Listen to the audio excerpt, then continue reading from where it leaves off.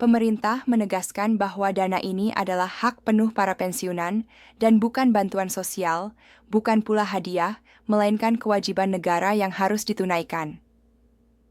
Penerima dana rapel ini sangat luas. Tidak hanya pensiunan ASN yang masih hidup dan aktif menerima gaji pensiun bulanan, tetapi juga pensiunan TNI dan Polri. Selain itu, negara juga memastikan bahwa hak ini tetap diberikan kepada janda dan duda pensiunan yang sah secara hukum.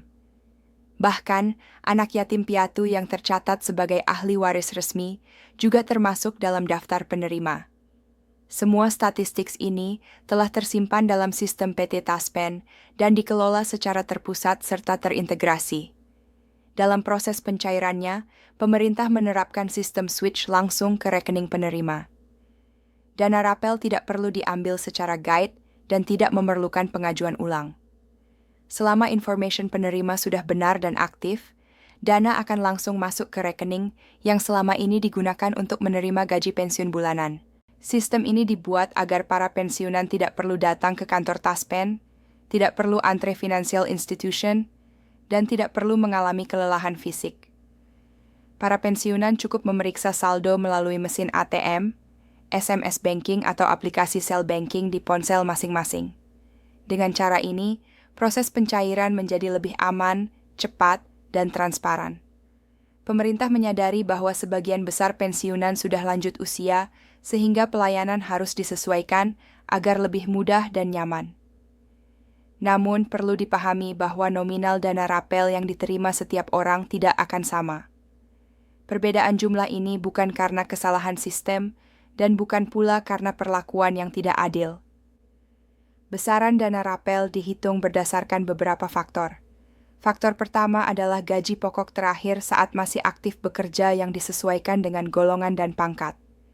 Faktor kedua adalah jumlah bulan keterlambatan sejak aturan kenaikan gaji mulai berlaku. Faktor ketiga adalah adanya tunjangan keluarga atau tunjangan lain yang ikut mengalami penyesuaian. Karena perhitungan dilakukan secara otomatis oleh sistem komputer PT Taspen, maka risiko kesalahan guide dapat diminimalkan jika pensiunan ingin mengetahui rincian perhitungan dana rapel yang diterima. Hal ini dapat dicek melalui aplikasi Taspen Mobil atau dengan mendatangi financial institution mitra Taspen terdekat. Informasi ini bersifat terbuka dan bisa diakses secara resmi. Salah satu hal penting yang sering diabaikan oleh sebagian pensiunan adalah proses otentikasi atau verifikasi diri. Proses ini wajib dilakukan secara berkala untuk memastikan bahwa penerima dana masih hidup dan masih berhak menerima pensiun. Otentikasi dapat dilakukan melalui pemindaian wajah di aplikasi resmi atau dengan datang langsung ke bank mitra apabila mengalami kendala teknis. Jika proses otentikasi tidak dilakukan atau mengalami kegagalan dalam jangka waktu tertentu, sistem akan menahan sementara pencairan dana. Penahanan ini bukan berarti hak pensiun dihapus, melainkan ditunda demi keamanan dan ketertiban administrasi.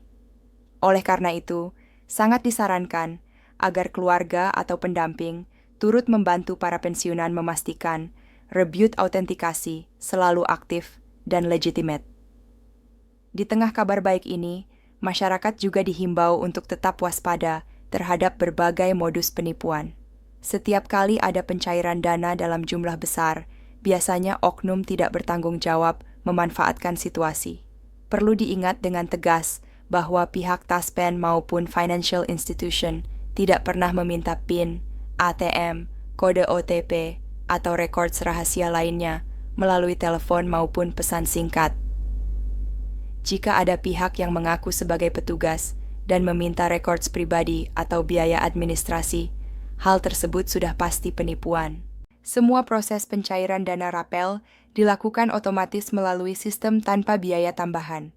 Apabila menerima pesan atau telepon yang mencurigakan, sebaiknya langsung diabaikan dan tidak ditanggapi. Dana rapel yang diterima sebaiknya digunakan dengan bijak. Prioritas utama adalah kesehatan, kebutuhan pokok, dana cadangan. Di masa pensiun, kesehatan menjadi hal yang sangat penting. Menggunakan dana untuk pemeriksaan kesehatan rutin, membeli obat, atau memenuhi kebutuhan gizi bukanlah pemborosan, melainkan bentuk investasi jangka panjang. Selain itu, dana rapel juga bisa dimanfaatkan untuk kebutuhan rumah tangga yang selama ini tertunda. Bagi pensiunan yang masih memiliki semangat berusaha, dana ini dapat dijadikan modal kecil untuk usaha ringan yang sesuai dengan kemampuan.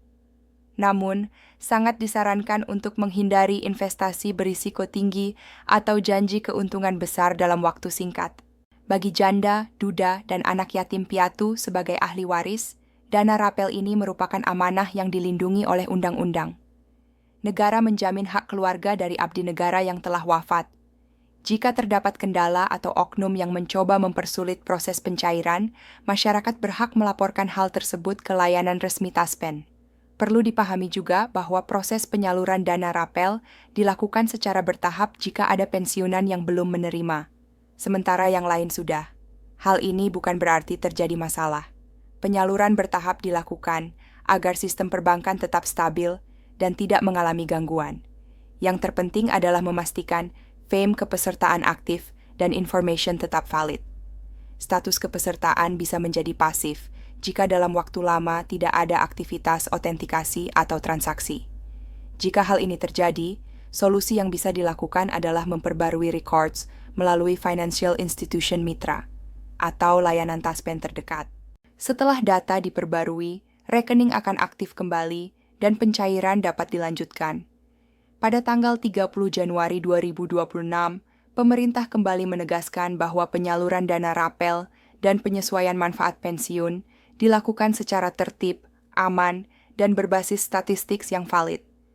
Artinya, kunci utama agar dana tidak tertunda adalah memastikan fake diri dan rekening benar, serta menjaga kerahasiaan informasi pribadi. Banyak kasus terjadi karena pensiunan tergesa-gesa mengklik tautan yang mengaku dari lembaga resmi.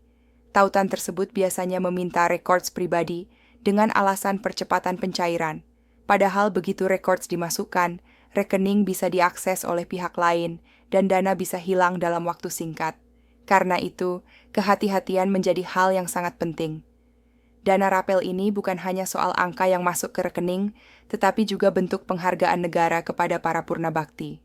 Setelah puluhan tahun mengabdi, negara hadir untuk memastikan kesejahteraan di masa pensiun tetap terjaga. Dana ini diharapkan dapat memberikan ketenangan, menjaga daya beli, dan membantu memenuhi kebutuhan hidup di tengah kondisi ekonomi yang terus berubah. Dengan pengelolaan yang bijak dan sikap waspada, dana rapel ini dapat membawa manfaat jangka panjang.